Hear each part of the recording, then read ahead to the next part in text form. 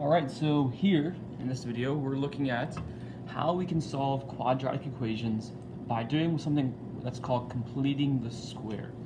You might have never seen this before, you might have, and it's just been a while. But remember, a quadratic equation is an equation where our largest exponent is 2. Okay, and when we say that what we're trying to solve this is I'm trying to find the numbers for x that make this equation true. So making this true, I'm trying to find an x that when I put it into the problem makes this left side equal to 2. Okay, so you are taught I believe 3 or 4 different ways of solving quadratics in Algebra 1. So most of them require you to set the equation equal to 0, so that would require us to subtract 2 from this side to the other side to get this to be 0. But with completing the square, this method, that's actually not the case. So the very first thing in completing the square is, so step 1 is move the constant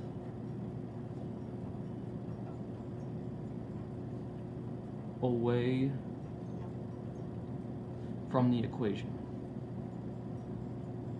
Okay, so in this problem, that is us moving the 17 away from the equation. So adding 17.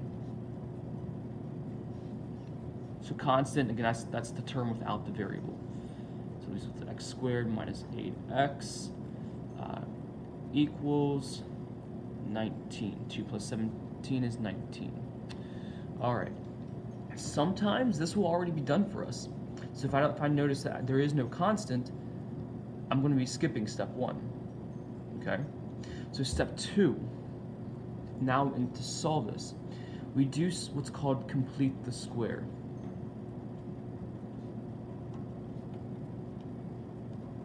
Okay. So what it means to complete the square is I'm trying to find a number to go into this now empty spot that allows us to make this equation factorable into this multiplied by this. And really, when we find the number that makes it factorable, we want the number that's factorable so that each of these terms are the same. So this is going to be like x plus something, or this is going to be x plus something, but they're going to be the same exact thing. Okay? So what we do here, how I teach this to complete the square, is we place x squared always in the top left, and then our next term should be an even number. Otherwise, we can't use this method. So the reason why it needs to be even is I'm going to split that number in half. So -8, when I split -8 in half, when I divide it by 2, we get -4, and that's going to be placed into our 2 corners here. Okay? So I took my next term, I cut it in, I divided it by 2, and that goes in our corners.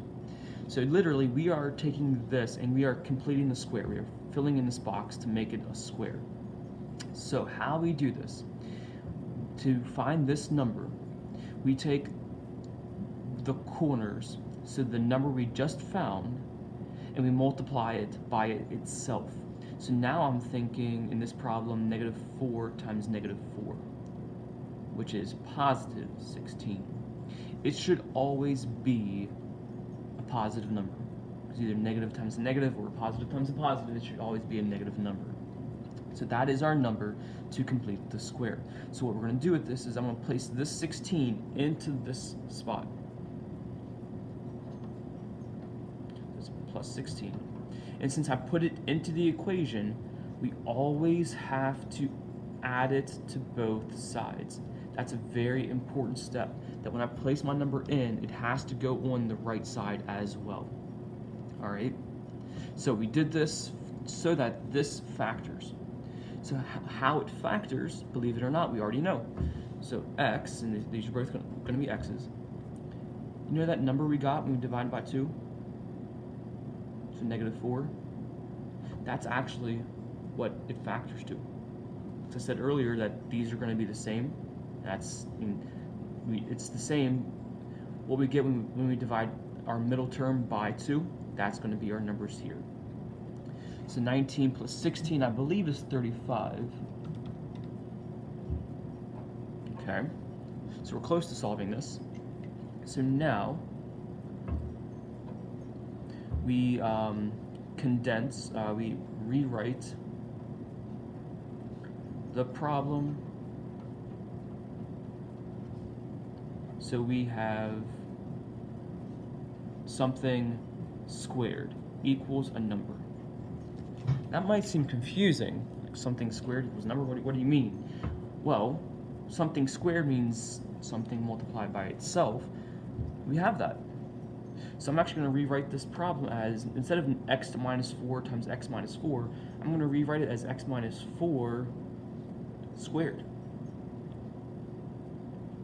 That's what that exponent means, is that it's repeated twice. Okay, so step 3 is done. Now, we square root, because again, I'm trying to get to x, but the exponent's there. So we square root each side. So we do that. Square root x minus 4 squared equals. Okay. So we do that so that the exponent goes away. So we get x minus 4. And something that we cannot forget, that you might not even know, is when I square root a number, we actually get the positive and negative value from it. Okay? So square root of 35, 5.16. You're probably thinking, Mr. Beal, can I just round that to 6? No. The only time you can round that to 6 is if it's like 5.9999999. That's really close to 6. This is not exactly that close to 6. We have to leave it there. And we are one step away. We isolate the variable. So that means, add or subtract a number and then divide, whatever we need to do to get x by itself. So we have to add 4. And how do we add 4 to this plus or minus thing? Well, what this actually means is that we have 2 answers. We have positive 5, so positive 5.916 plus 4. So it's 9.916. Or we have negative 5.916 plus 4. So we have both the positive and the negative numbers, and that's how we're getting the 2 answers. And that's it. So these 2 values are going to be the numbers that make our equation at the very beginning equal to 2. So if you need to replay this video at any point, you go ahead and do that. But now at this time, go through and complete the problems that are given to you in the worksheet.